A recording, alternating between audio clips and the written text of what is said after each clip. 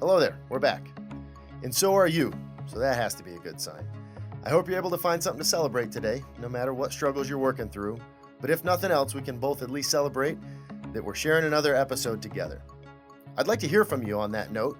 Not the general you, the audience, but you listening on your way to work or watching on your iPad over your lunch break, even you with your headphones in on the treadmill. If something catches your interest in this episode or even one of the prior episodes, drop your question or comment in an email to priceofpainpodcast@gmail.com and we'll answer it on a future episode. And that's an episode I'm really looking forward to, so don't be shy. Drop that question in and we'll get to it pretty soon. All right, today's guest is Dr. Steve Anton.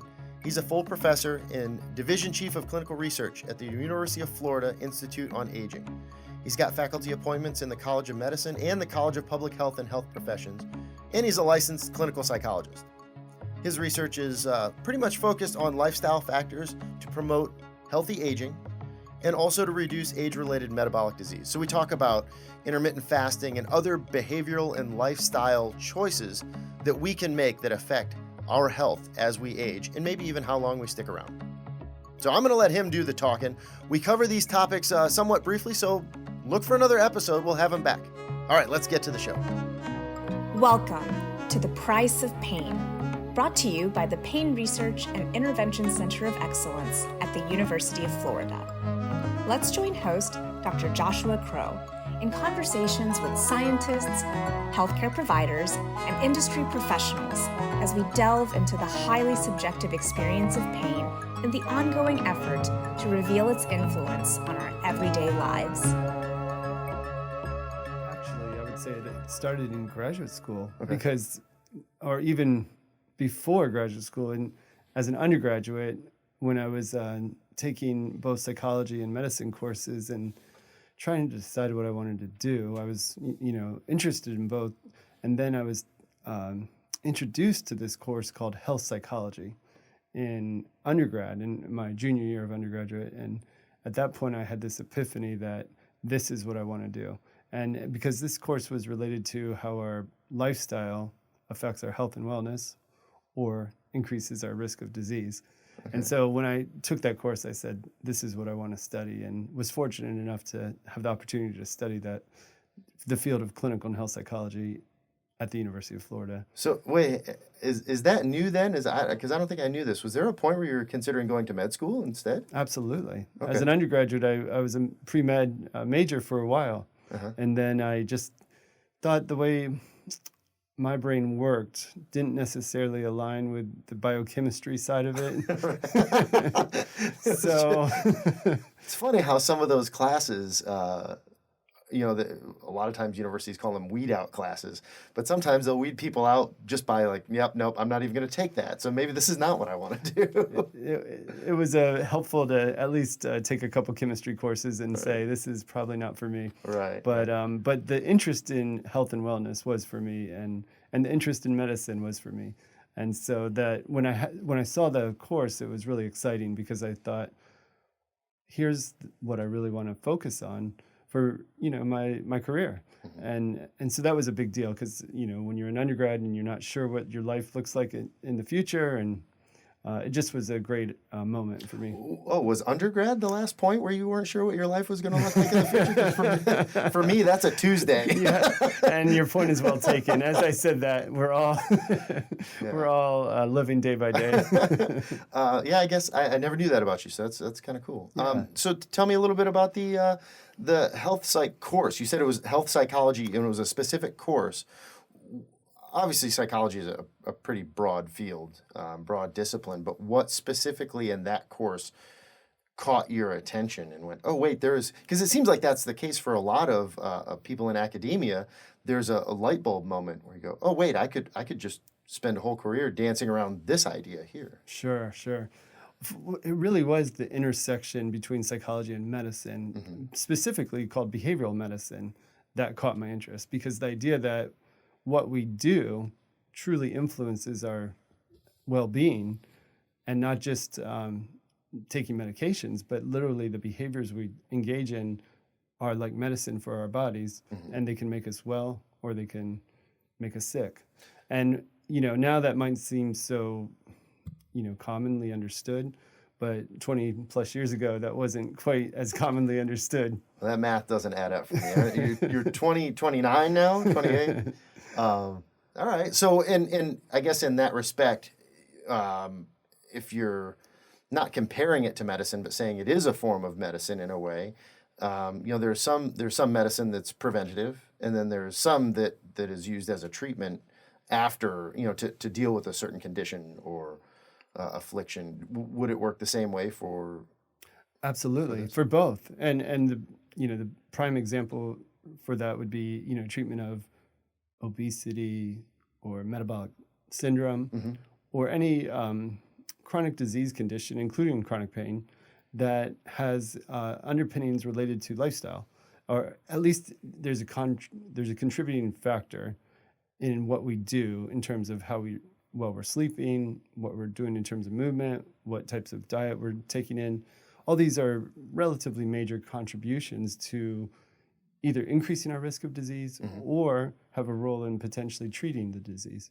So where did you go from there? I really don't usually do a timeline thing, but I'm kind of interested in this because these are things that I don't necessarily know about you. So once you caught on to, whether it's behavioral psychology or health psychology, what of those things? Because obviously there's, about 5 main categories of behavioral or behaviors, I should just say, that can contribute to longevity or health, and things like proper diet, enough sleep, enough exercise, low stress.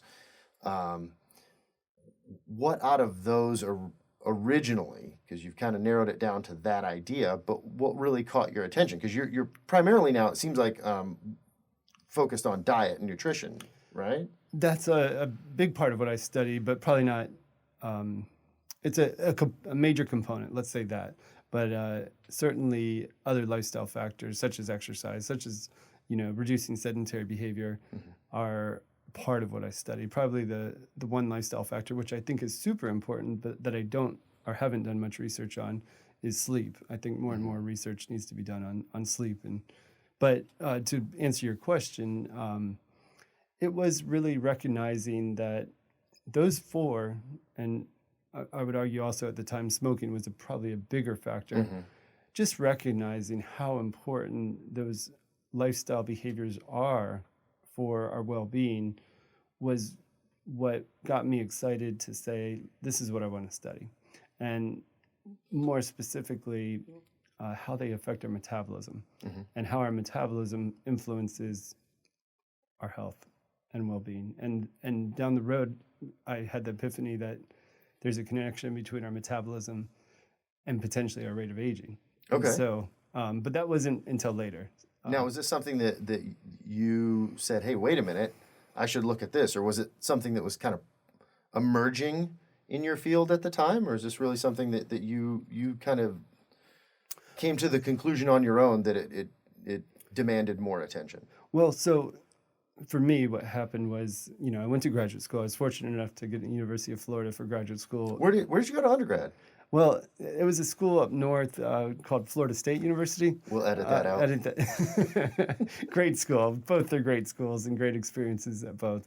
And so while I was in graduate school, the epidemic of obesity wasn't quite what it was or is today, obviously, but it was becoming more and more of a problem. And so I became more and more interested in what the contributing factors were from a healthy weight management standpoint, or what we could do to prevent and or treat the condition.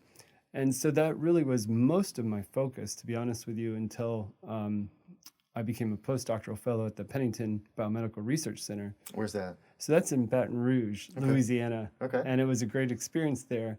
But as I was saying, I was really focused on lifestyle behaviors for chronic disease conditions. And it was there that I had this opportunity to be a part of what was called the Calorie trial, which was the first randomized controlled trial to look at the effects of calorie restriction on biomarkers of aging. That's a big deal.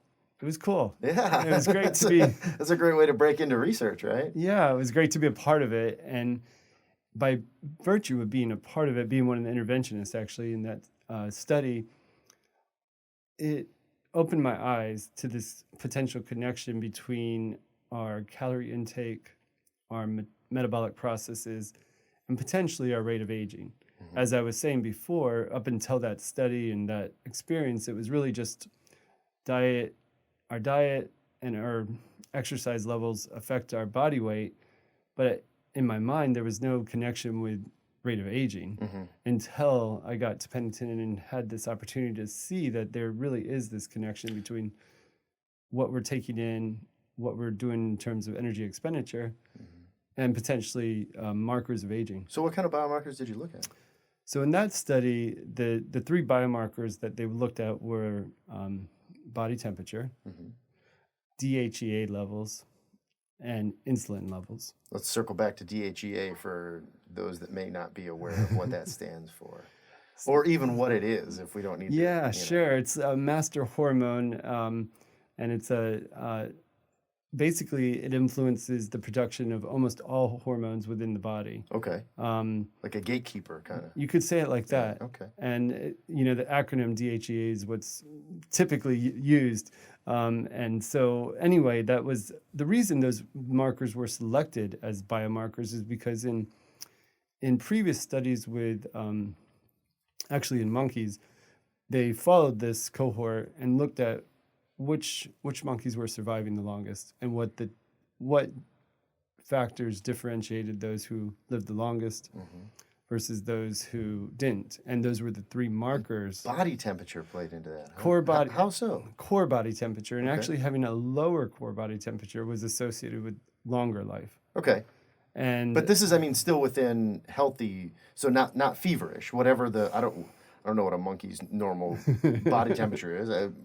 But say, so 98.6-ish for humans, right? So you're talking about lower even than that. Well, right. The idea that... whatever their normal level whatever their is, normal is, having a little bit lower was actually associated with longer lifespans. That's a good sign, because every time I get my temperature taken, it's always lower than 98.6. All right. So if, And what's fascinating is that our diet and or frequency of fasting can influence our core body temperature. And frequency of fasting. In a way, yes. Well, this is probably going to be a whole nother part of the conversation. Sure. So it's not really what you're saying, what they're eating, it's when they're eating it? It's a possible contributing factor. Okay. Both what and when. Okay.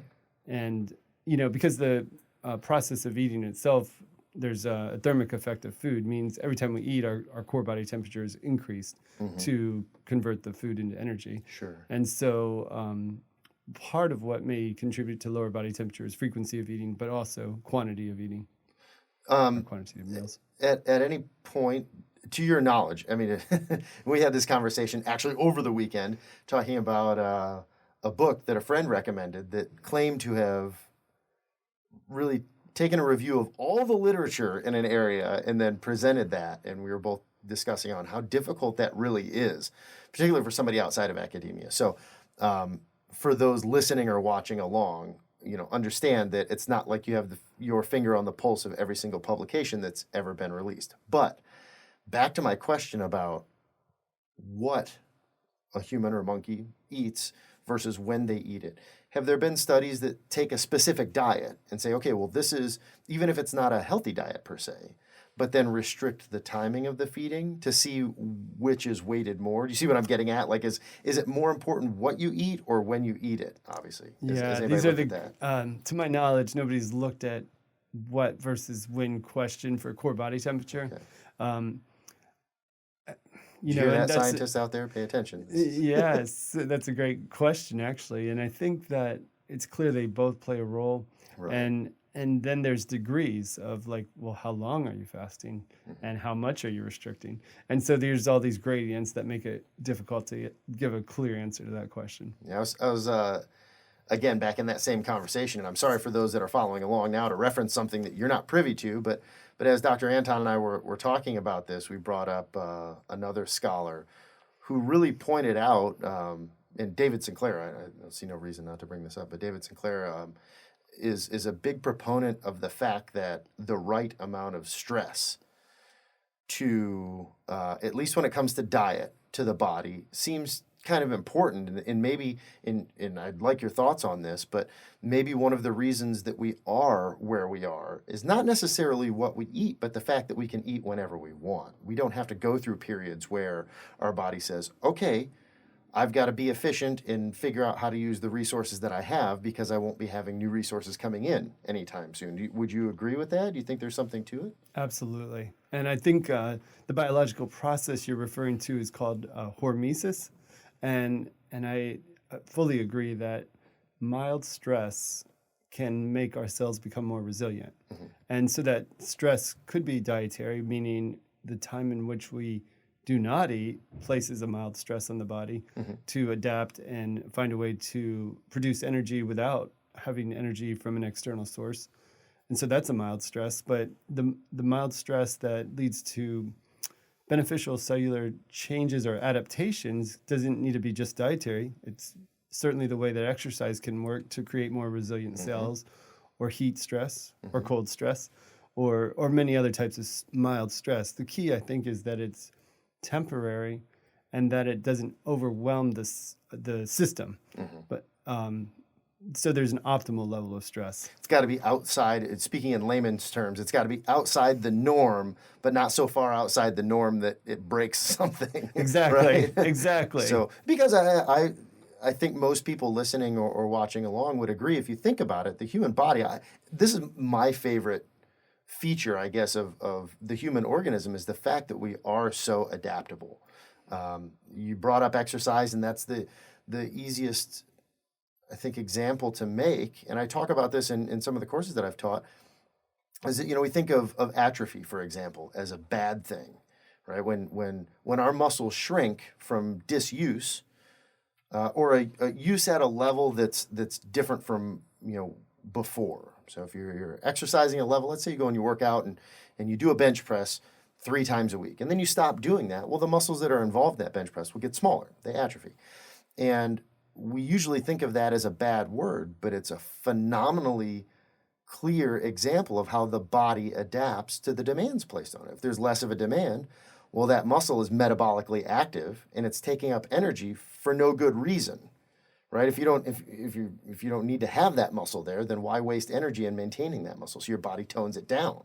I think that's really pretty phenomenal when you think about it.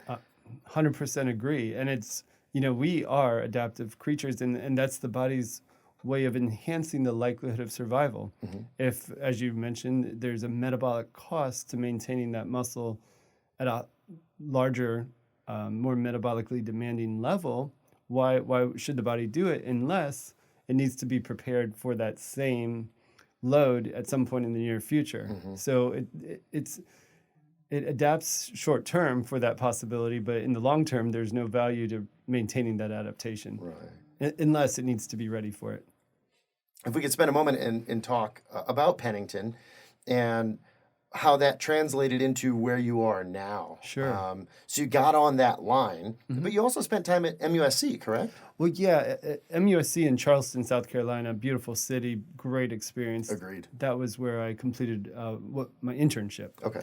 And in order to receive a Ph.D. in clinical and health psychology, you're required to complete a 1-year internship. And so there I had great clinical experiences, treating obesity, working in a preventive health institute on the beach.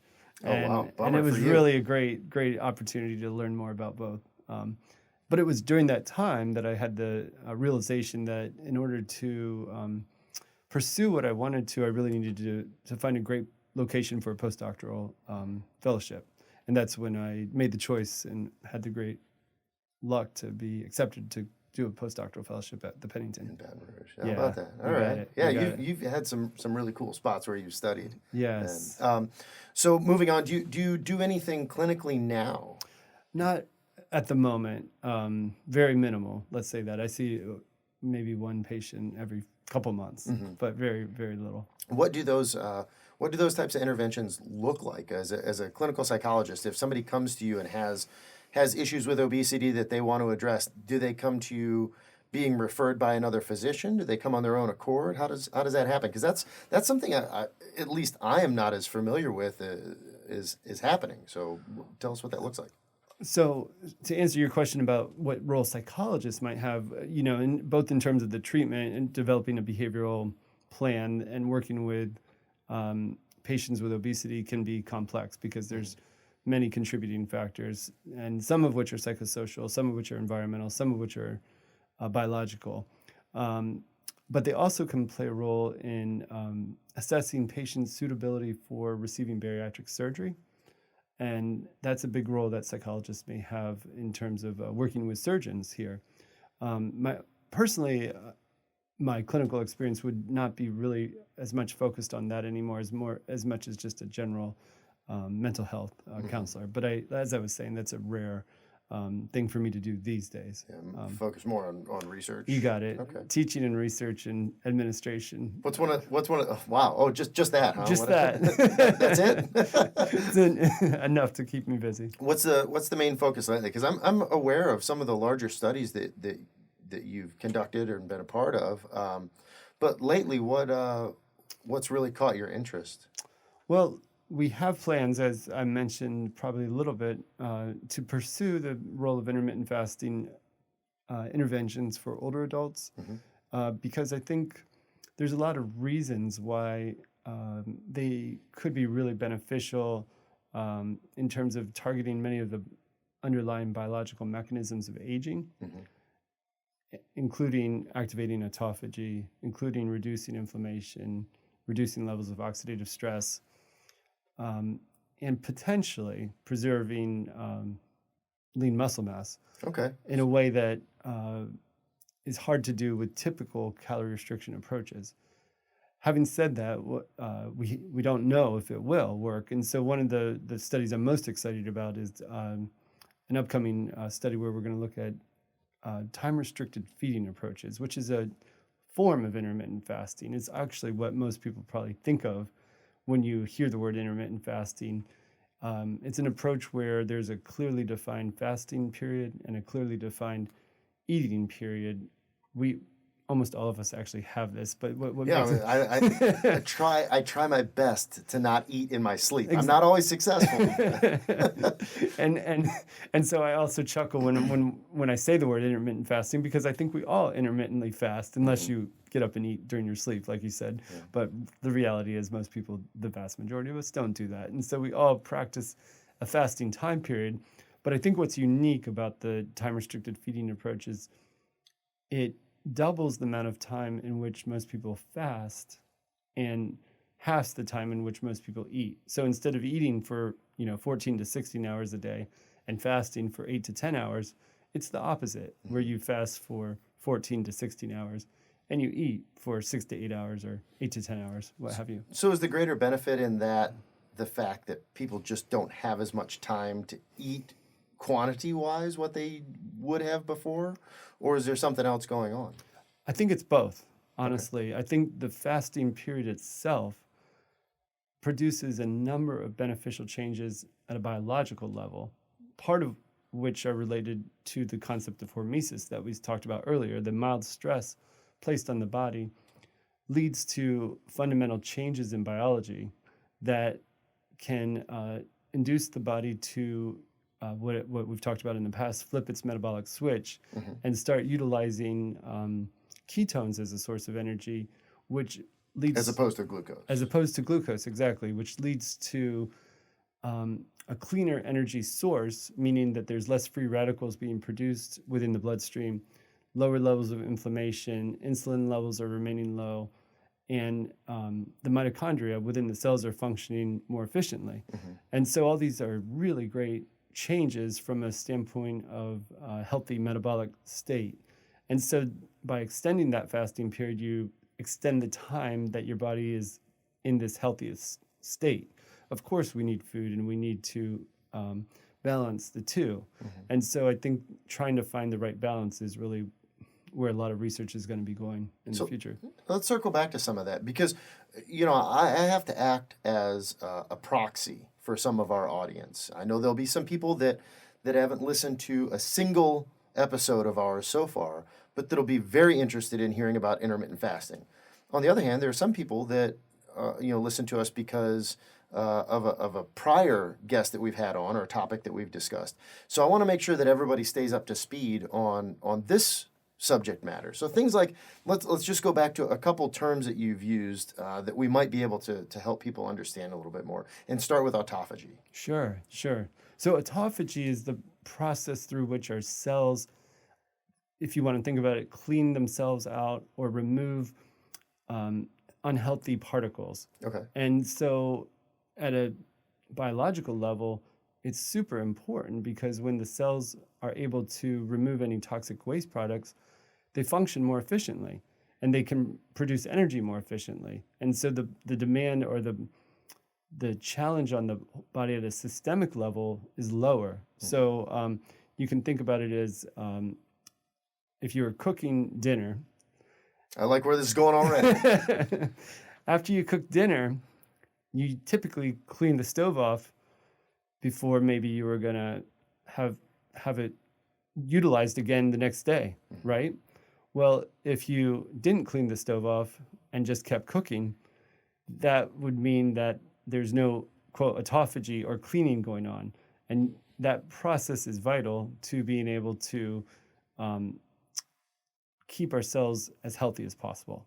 And that process occurs predominantly while we're fasting and while we're sleeping. Okay, so if you don't do these things, and your cells don't do these things, while they're working, they're also burning whatever you spilled the last time you cooked, and Exactly. and all of these things, and maybe lighting grease fires and detracting from their purpose. Exactly. Okay, all right, I like that. I haven't heard that example before. That's a good just analogy. to kind of take it one step further, if we're eating very frequently, it's similar as an analogy as cooking on a stove that hasn't been fully cleaned, because you haven't given your cells time to clear out and convert the previous meal into energy. And so they're still working on cleaning when more food is coming in. Right. Yeah. Okay. And you had mentioned just a couple other terms: oxidative stress, and we'll maybe pair these together. Sure. But oxidative stress and free radicals. Now, these are things that at least some people will be familiar with, because we've heard of antioxidants. Right? Oh, eat your blueberries and blah blah blah. And free radicals are probably even if it's an excuse to to have that glass of wine after work or whatnot. People are familiar somewhat with these terms, but can you maybe flesh them out just a little bit more so everybody's on the same page and talking about some of the benefits of diet? Yeah, absolutely. So this term oxidative stress has to do with the balance between antioxidants, as you mentioned, and oxidative particles, if you will, which are most commonly referred to as free radicals or reactive oxygen species. Now, these reactive oxygen species can come from multiple sources: from the environment, from the we breathe. If you live in a smoky environment or areas of high pollution, that would be one source. But also, and more commonly, from our metabolic processes. The process of converting food into energy actually does, unfortunately, produce reactive oxygen species. And the types of foods we choose to eat and the quantity in which we eat those foods can influence how many reactive oxygen species or free radicals are produced. And so then you have this balance between oxidants and antioxidants. We also are amazing creatures that have endogenous antioxidants within our body to combat these oxidative stress markers or these oxidative production species, if you will. Okay. And endogenous in the respect that the body makes them without having to take them in from Exactly. a source? Okay. Exactly. But in addition to the endogenous, we have external sources of antioxidants, such as blueberries or other. Good. So I wasn't wrong there. Okay. You're absolutely All right. Or other sources that we can take in. And so this is where the diet starts to really play a role, because if you are consuming a diet that has high antioxidant levels and low amounts of foods that could contribute to increases in oxidative stress, such as processed foods or trans fats or other foods that have many preservatives that would lead the body to have to deal with this kind of unnatural assault on the cells. When you do that, the levels of oxidative stress could be increased. So it's a complex interaction, let's say. So when you say that there are types of foods, let's just say, for example, that you eat foods that clean eating, for example. So more natural foods, fruits, vegetables, meat products that don't have anything added to them, preservatives or whatever.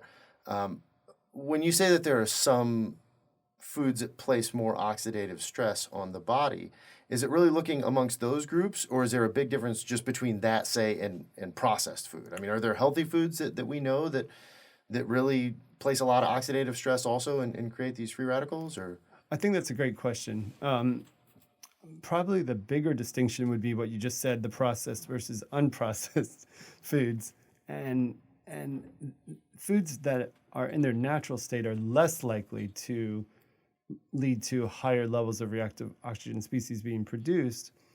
But there is the potential that the quantity of food eaten can play a role too. And so that's why I think it's not just the types of foods, but also the amount of food that's consumed that can contribute to our metabolic state after a meal. so that circles back even then to talking about restricting the feeding and the time that you eat. I mean, clearly, it's probably possible if you're only eating what would be normal, say like an 8-hour window of the day, or Well, that would be a common type of time-restricted eating. What's normal, though, is that most people eat for more than 12 hours of the day. And so to shift that from, let's say, a typical person would eat for maybe 12 to 14 hours a day, to shift that to 8 hours would mean that they're now restricting the amount of time in which they eat by at least 4 hours. Yeah. So just, I guess what I was getting at is by design, you could reduce some of that stress just because in most cases, if you have less time to eat, then you're probably not going to eat as much. Exactly. And so that is likely a reason that time-restricted eating approaches have been shown to have a number of metabolic benefits, as well as But potentially. not the only one. Yeah, I think so. I think the fasting period itself has benefits, but I also think it may lead to just fewer calories being consumed by virtue of the shorter time window. Yeah. All right. Now, is there, in the research, is there an ideal window? And let me also ask this. Let's say you cut the time that you eat down to 8 hours or even 6 hours, because there are a number of ways to do this, right? Exactly. Does it matter when those 6 hours occur? So let's say this, because I think one thing that people are familiar with in intermittent fasting, and I've done this before, is you don't eat until a certain time. You wake up and you go throughout not most of your day, but a portion of your day. You don't eat. You maybe have coffee or something for breakfast, but as far as food, you might not eat until lunch or after. Is there a benefit, or has anybody studied this, a benefit to doing it that way as opposed to, well, you wake up and you have a big breakfast, and then maybe you don't eat again until dinner, or you wake up and have a big breakfast and a so-so lunch, and then you don't eat again before bed. Is there a way that seems to be better than the others? Well, let's say you're hitting a very hot topic. And a topic. Okay. Let me write this down. Early time-restricted eating versus late time-restricted eating. And so I think that first and foremost, the best plan is the one that's going to work for someone. But then the second question is, well, if you could choose, what would be best? And I think that the research is clearly not there yet. There's the argument that if you could have the early time-restricted eating window, there would be a number of hours before sleep occurs. And during sleep, as I mentioned before, that this is when autophagy is enhanced. And so theoretically, that could lead to additional benefits versus eating late and then having to go to sleep shortly after. So I think my bias is if you can find an eating window in which you can stop eating 3 hours before you go to sleep, that will likely give you a number of benefits. Okay. Well, and the reason why I bring this up is because with me, we've had this discussion before, and it's hard to miss intermittent fasting. People that are hearing this topic for the first time are probably in the minority at this point. Intermittent fasting is at least getting out there as a possibility for an alternate way to eat. Absolutely. So when I tried this initially, it was the first example that I gave. I cut out breakfast. I wake up, Went until 12 o'clock, 1 o'clock before I had my first meal of the day. I didn't notice a big change. Well, then I started thinking about it, and I thought, well, you know what? I don't normally eat breakfast anyway. So not only was that easy for me to adjust to and adapt to as far as the schedule, I could keep that up. It also, since it was something I was already doing, it just kind of fit and wasn't a huge change from normal.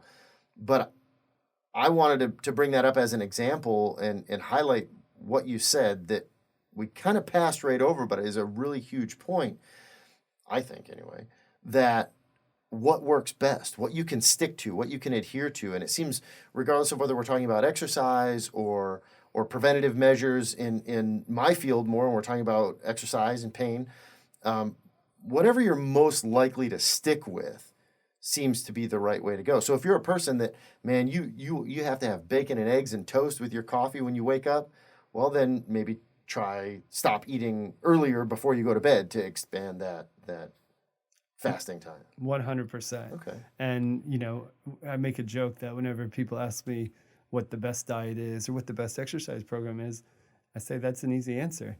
It's the one that you'll do. Yeah.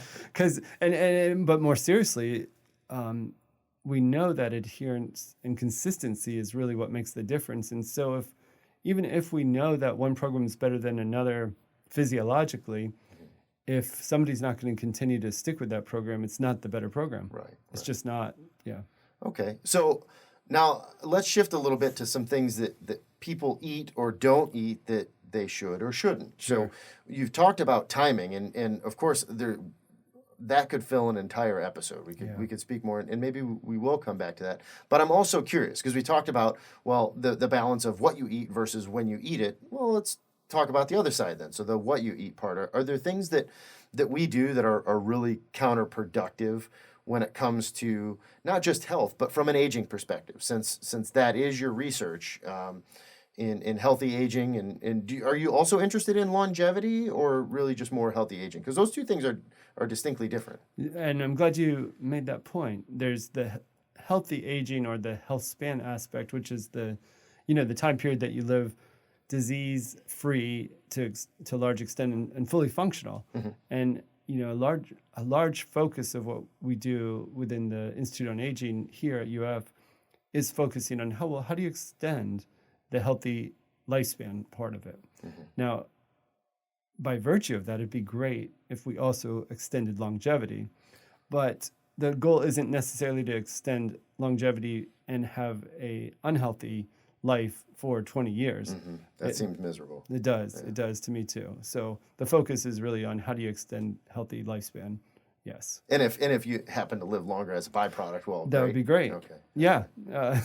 Because another point, whenever people say, oh, I wouldn't want to live that long, because I think in their mind, the image is of a decrepit individual and, mm-hmm. Who's not fully engaged and happy for.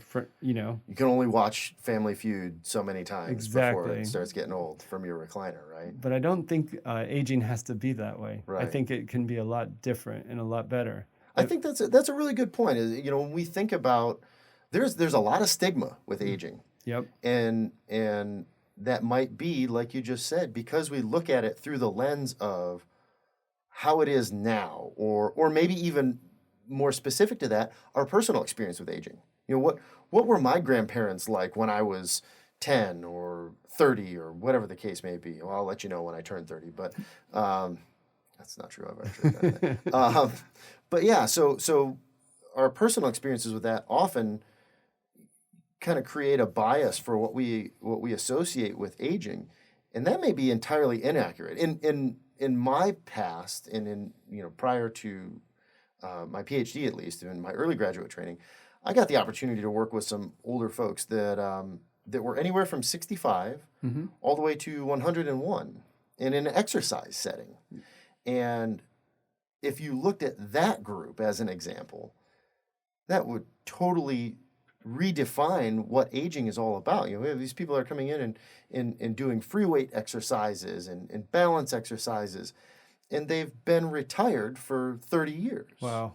And so, yeah, it's and granted, there's an entire spectrum, But then again, I know just as many people that maybe haven't been active, and that their goal is to retire so they can finally sit down and relax and sleep in when they want to and eat what they want to and all of that. So really, I feel like that personal lens creates a bias for aging that may not be accurate. You don't have to accept those things. I think so too. And I think we have a lot more influence over how we age than maybe we thought 20 years ago. And that's what excites me. And not just age, but if you want to relate it to chronic disease or chronic pain, that there's a future where with the right combination of lifestyle factors plus additional treatments, where people could live a very fully functional, low pain levels and fully engaged life. I do want to get to that and talk a little bit about how these behaviors affect pain and chronic pain conditions, or maybe even the experience of acute pain. Sure. Before we do, I do have a question, though, that piggybacks that is there a combination of we've talked primarily about diet so much recently in the conversation, but is there a combination that you've found that seems either particularly effective or particularly interesting to look at to see if there's an effect between whether it be diet and exercise, or diet and sauna is big. You mentioned heat and cold protein or shock proteins. What environmental stresses and dietary stresses seem to go better or at least are interesting to you? Well, I think that's a fabulous question, and there's Write that one down too. I'm on a roll. The magical combination is what we all want to know, I think, and I think to get to your question though a little bit, when we think about what can amplify the beneficial effects of the fasting time period, one of the factors that I think can really make a difference is simply moving while fasting, and or maybe combining that with something like environmental stress like the sauna to amplify many of the beneficial biological changes that take place while fasting, such as increased mitochondrial biogenesis, which is growth of new mitochondria within the cells, such as enhanced autophagy, such as increased heat shock proteins so that muscles recover more quickly. These are a great combination. And now I'm just talking about the fasting time period. But then... Well, is that because you're asking your body to do more with less? Or why do you suppose that connection exists of exercising specifically during the fasting? I think that we all have this amazing ability to switch the source of energy if we're what's called metabolically flexible, to become metabolically flexible and utilize either glucose or ketones as a source of energy. But in order to shift our energy source from glucose, which is what we most all use when we're eating multiple times a day, we have to get to the point where we've depleted our glucose supply so that it tells our body we need a second source of energy to keep going. And at that point, we can switch to using ketones, which are actually made through mobilizing our own body fat stores. Okay. And when we're fasting, if we fast for a long enough period of time, that can take place. But it takes place when we also are providing additional demands on the body while fasting, like you were saying. And those additional demands that burn energy, such as the sauna or walking. Oh, it's not or even yoga. That simple. Just the stress of a increased temperature or something like that. That can enhance energy expenditure, which means that the body's more likely to mobilize body fat stores and shift to using ketones as a source of energy. So with the sauna, is it more a fact?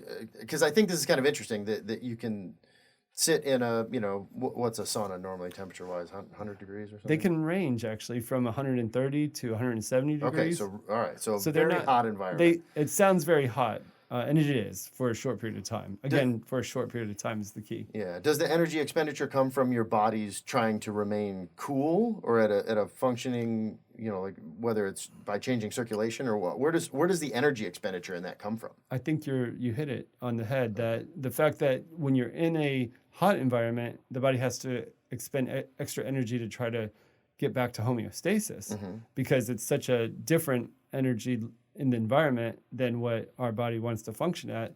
That's a stressful experience. Similarly, if we go into a very cold pool, let's say a pool that's 55 degrees, Well, that's very Pass. cold, and most people don't enjoy that experience.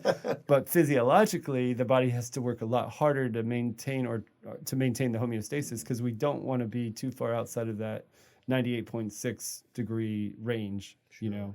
And so I think that's one of the reasons. Okay. Yeah. Well, you brought up pain and chronic pain in this, and so I think that because this is the Price of Pain podcast, that Yes. it's only appropriate to see where these things intersect. How can dietary and lifestyle behaviors that are under our control, how can we manipulate that to either combat chronic pain or prevent chronic pain states? You got it. I think this is where a lot of what we talked about earlier starts to make more sense when we link, oxidative stress, inflammation, and pain levels, because there is a connection, we know, between chronic inflammation and pain. And so lifestyle factors that can reduce inflammation are likely to influence chronic pain levels. Now, it's not the only factor in chronic pain, but it's one of the factors. And so when we think about that, we want to think about dietary factors that would reduce levels of inflammation in the body. And when I think about diet, I think about not just what you eat, which we will talk about, but when you eat and how much you're eating. All three of those, I think, are major factors that contribute to the experience of chronic pain. And so, but what most people think about, I believe, when you say the word diet, is just what you're eating. Mm-hmm. But the truth of the matter is how much you eat influences chronic pain as much as what you eat, probably, and when you eat. And so to get a little more specific, whenever we eat, our body, levels of glucose within our bloodstream rise, and our body needs to combat that to get back to a homeostasis state. Mm-hmm. What's interesting is these rises in glucose, those postprandial or post-meal rise in glucose, has been shown to be related to levels of inflammatory markers in the blood, which means that whenever we eat, we may experience a rise in inflammation in the body. And when you say I apologize for interrupting. When you say inflammatory markers, you mean the same things that you would find in an acute state? Let's say you bruise your arm or you twist your ankle or something like that. Your body has a response, obviously, to deal with that injury, and that's by sending this chemical cascade, if you will, to do a number of things to help the body heal, and that goes through the bloodstream primarily. Are you saying that the same compounds that move through the blood as a response to that injury actually also happen when we eat food? They can. Now, it depends on what you eat, and I probably should have clarified that. If you eat pro-inflammatory foods, such as unhealthy fats or high levels of sugar, processed food combination. So just basically everything that people eat I'll nowadays. take what tastes really good. Okay. That, unfortunately, has been shown in some studies to lead to elevated levels of inflammatory cytokines or markers, which are the same cytokines that our body uses to repair itself.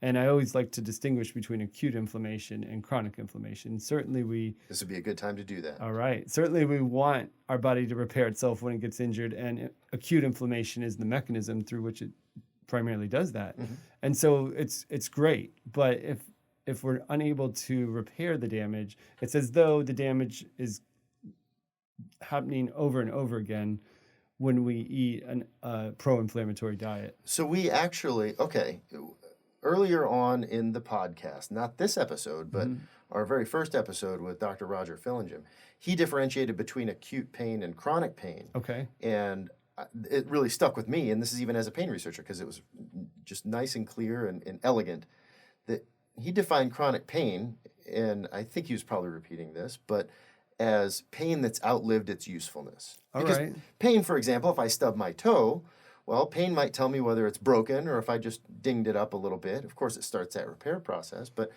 if I didn't stub my toe, then there's no reason for my toe to hurt. And once my toe's healed, it shouldn't continue to hurt because my body doesn't need to tell me that there's something wrong because there's nothing wrong anymore. Sounds like you're saying with the differentiation between acute inflammation and chronic inflammation is kind of the same thing. It's inflammation that's outlived its purpose, outlived its use. I would say very much so. That, when Well, there's a reason it's occurring. And unlike acute inflammation, which repairs whatever damage was created and then has served its function, the chronic inflammation isn't repairing damage. It's there in part because it's our body is saying we're in an unhealthy metabolic state. That's what I was going to ask. What is it if it's a natural process in response to these foods? And are there again, coming back to like clean or unprocessed or natural foods that are pro-inflammatory, that even if you're not eating, well, I have to be cautious, processed meats with some processed cheese on the side and topping it off with some, processed sugar and washing it down with a processed, fountain drink. If you're not doing all of that, but eating, are there still pro-inflammatory foods that you're aware of that are a problem, or is it really just poor dietary choices that end up resulting this way? So if I understand your question, I think you're asking, are there natural foods that also would lead to a pro-inflammatory state? And I think the answer to that is it's less likely, but it just like everything, there is a balance. And so you could probably eat so many, there's only so much fruit you could eat before it starts to turn into an unhealthy situation for the body. But in general, it's a healthy thing to eat at a moderate level. I guess that's what I was getting at is, you say, well, it serves a purpose, it being that inflammatory state, with these cytokines circling your blood after you eat certain things.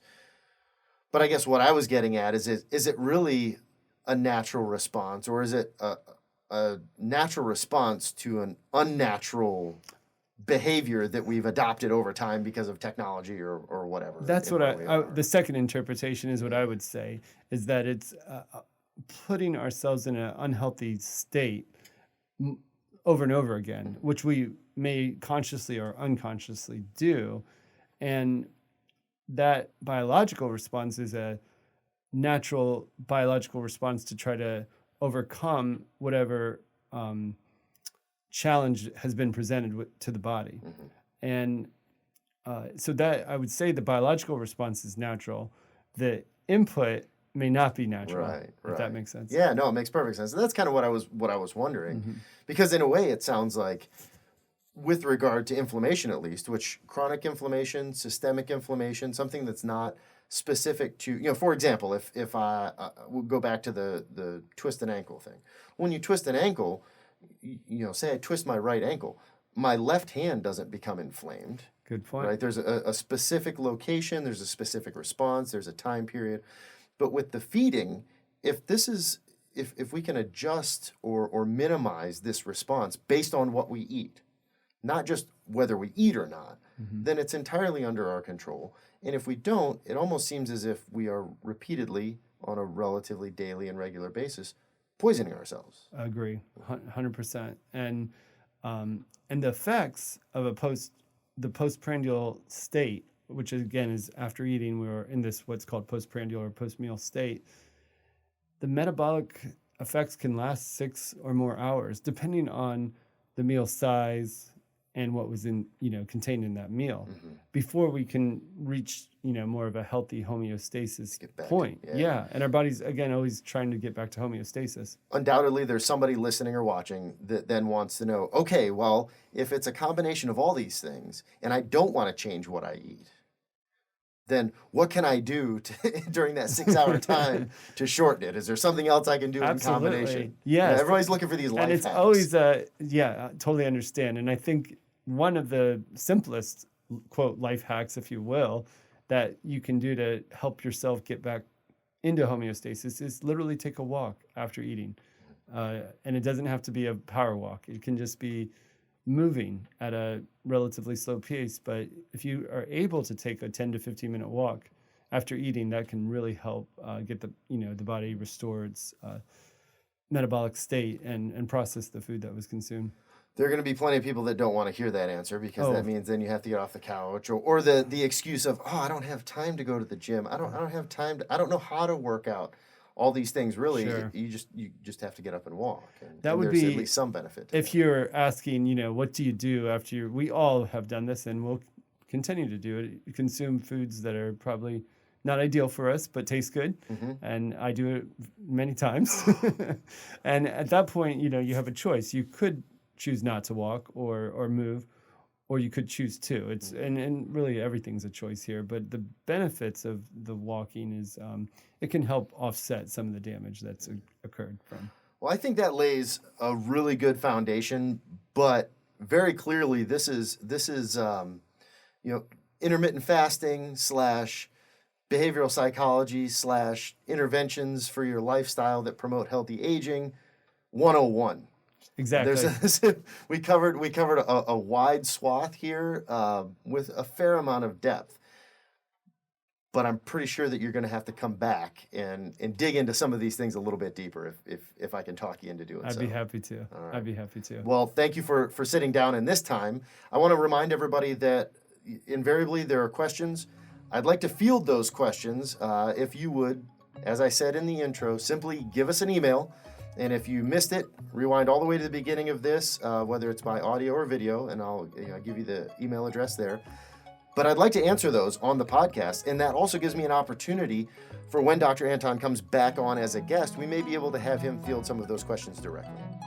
So until then, thanks for sitting down with me. I really appreciate it. It was a good talk. It was my pleasure. Thanks for having me. Of course. Thank you for joining this episode of The Price of Pain. Opinions expressed on this podcast are solely those of the host and guests, and not representative of the University of Florida or parent institutions of our guests, unless specifically stated. You can find more information about Price on the World Wide Web at price.ctsi.ufl.edu. And keep up with our researchers on social media by searching Facebook for UF Price, by following @UF_pain on Twitter, and Price of Pain Podcast, all one word, on Instagram.